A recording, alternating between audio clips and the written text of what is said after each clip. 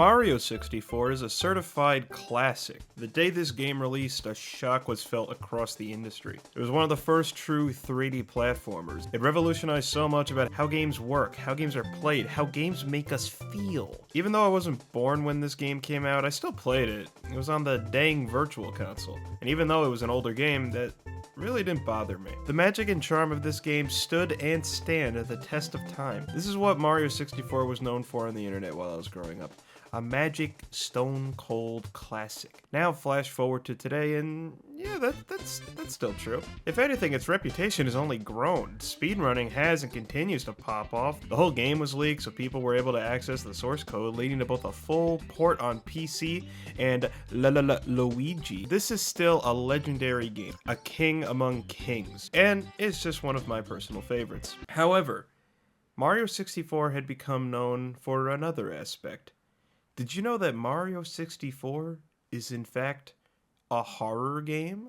Huh? Yeah, I was really confused about this when I first found out about it, but yeah. A lot of people find Mario 64 scary, but this game isn't scary, it's funny. It's where machinimas were made. So I started to do some digging, and by that I mean I watched some YouTube videos about it, and so I figured out what people were afraid of. And for some of it, yeah, I can see it. And for others, Atmosphere! Alright, this one's interesting. As I said earlier, Mario 64 was a pretty damn revolutionary little gizmo. While I say it stood the test of time in some ways, visually, it's absolutely aged. A lot. Nowadays, there's a little trend in horror called liminal spaces. Please don't click off the video. For those who don't know, liminal spaces are stuff like open yet empty rooms or fields or what have you. They fit into the uncanny valley. A lot of the time, your brain doesn't really know what to make of it. Like, you can grasp what you're looking at, but not how it makes you feel. Do you feel lonely, nostalgic, excited? It can fill your mind with a lot of conflicting thoughts. And it'll usually result in get me the hell out of here. It's the fear of the unknown. It's why horror works best when you show less. I didn't mean for that to rhyme. Now, why am I talking about this? Well, because Mario 64 kind of became this for a lot of people. Due to hardware limitations, this game is relatively empty. Lots of big open spaces with sparse details. Combine that with the abstract-looking enemies, and yeah, this creeps out a lot of people. Some visuals in this game cause the same feelings as liminal spaces. Not me, though. That's not to say I don't understand why. I'm not refuting this. Yeah, the game is pretty empty at times. While yes, there are enemies and NPCs, this game isn't very animated. It doesn't feel lively. A lot of these enemies feel like animatronics. Ooh. Anyway, going back to what I was saying, I'm not really afraid of liminal spaces. Some of them are creepy, but I've never really been infatuated by them. To me, the scariest thing about them is the overall uncertainty. Specifically, is someone else here? The idea that just out of sight, someone is there watching you.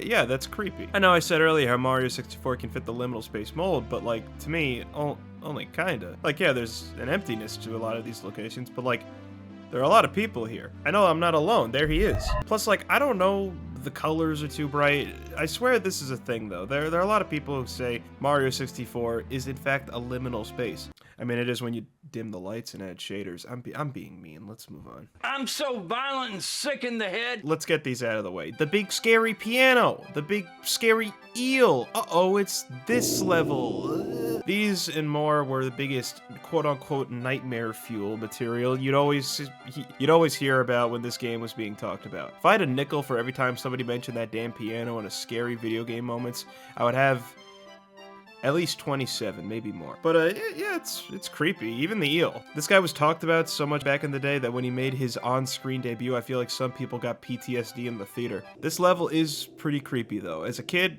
this was probably what unnerved me the most. It's mainly due to the music. Like, this place is pretty standard for a Mario ghost house, but the music, I don't really have much to say about these, because, like, they were supposed to be scary. In this moment, old man Shigeru wanted to make some kids piss themselves. And he succeeded. The most secret-y secret. I feel like sometimes people read too deeply into things. There's the whole L is real sign, which I'll be honest is a cool little fan theory, but like I don't think it actually says that. And a lot of scary stuff in this game could just be attributed to people overthinking. This is a real thing. People think Yoshi kills himself at the end of the game because when you talk to him, he jumps off the roof. Like, oh my god, does Yoshi kill himself? Probably not. Sometimes people said that the fact that you could kill the penguin was scary to them. Just don't do that then. I'm not trying to rain on people's parade. Like, if you want to say that Mario 64 is a scary horror experience, be my guest. I'm just saying that this stuff doesn't really do it for me. A lot of these things are people reading too deeply into things, or, you know, doing things that you probably weren't supposed to do. Like, just because you can drop the penguin off the thing doesn't mean that Mario is a game theory serial killer. That being said, I do want to highlight something. Why doesn't mine look like that? The Mario 64 fan content is home to some of the most creative and impressive stuff you will ever see in gaming. So many custom levels and campaigns, oh my lord. People cook hard with this game, and yeah, some of them are really cool spooky stuff. You have mods and levels with the goal to make those paints a little more yellow. Why did I leave that in there? I don't have time to highlight every single scary ROM hack, so I just want to talk about my favorite because I feel like it does a good job at turning Mario 64 into a spooky experience. That hack being B3313. It sets itself up as a recreation of the Mario 64 beta before turning into a spooky liminal adventure. Levels and locations just kind of bleed into each other. Like, there's no rhyme or reason. People say this game is like playing Mario 64 in a dream, which, yeah, I think that works. I feel like betas to games can be kind of creepy because you're seeing a weird, empty version of a familiar game. The Mario 64 beta is honestly no exception. In fact, I feel like when people call Mario 64 a liminal space, this is kind of what they're really talking about. I feel like everyone has had a dream where they're playing a game that they're really familiar with, and those dreams can be a little spooky. Things aren't where they should be, things act different, and yeah, this hack does a great job recreating that feeling. Combine that with the beta aesthetic, and you have a great Mario 64 horror experience. But that's the thing, I don't look at this game as an example of Mario 64 being scary, because the goal of this was to make Mario 64 scary. People lump a lot of these fan creations as evidence of this game being creepy, like the Wario apparition.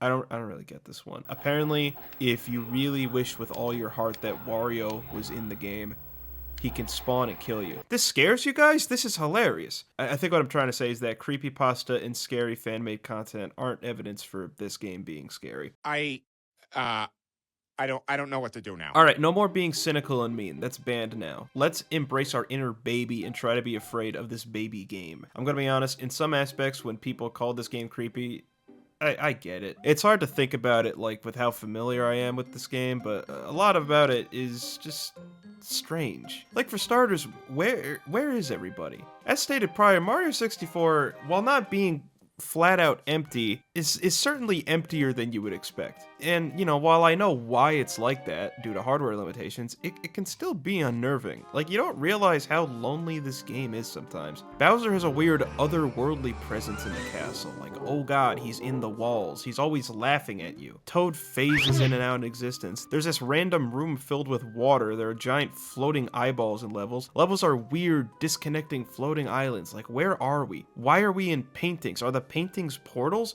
Why is Wet Dry World like this weird abandoned city?